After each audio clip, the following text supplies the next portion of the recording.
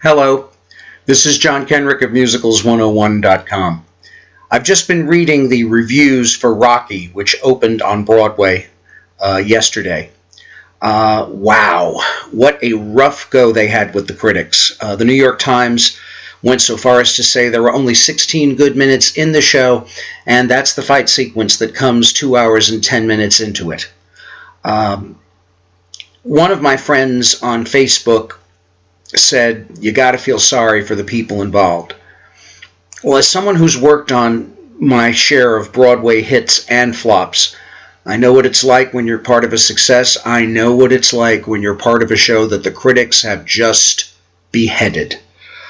So yes, I do feel sorry for the people whose jobs are at stake, the actors, the people behind the scenes, but I don't feel sorry for the producers. And that's for one simple reason.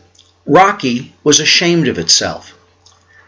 It was a musical that did not want to admit it was a musical. In all of its advertising, both in newspapers and on the various airwaves, Rocky was just Rocky, as if it was a reenactment of the movie, which much of it seems to be.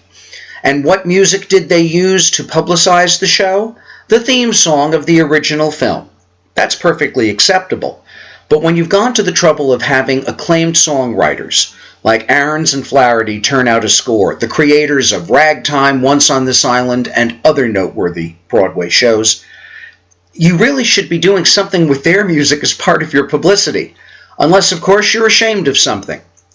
And it seemed to me throughout the entire pre-opening process that Rocky was ashamed to be a new Broadway musical. It kind of reminds me of a moment in a great off-Broadway show some years ago called Taking My Turn. The great singer Margaret Whiting at one point stood forth and said, I still occasionally offer my seat to younger women on the subway, but not if they dye their hair. If they can try to look 34, they can stand like they're 34. And I feel the same way about Rocky. If it refuses to stand up and say, come see this great new Broadway musical, and instead just tries to sneak in under the wire as something else, I can't feel too much sympathy if it winds up crashing and burning on its opening day. Sorry for the folks losing their jobs, not for the greedy manipulators losing their millions. This is John Kenrick of Musicals 101.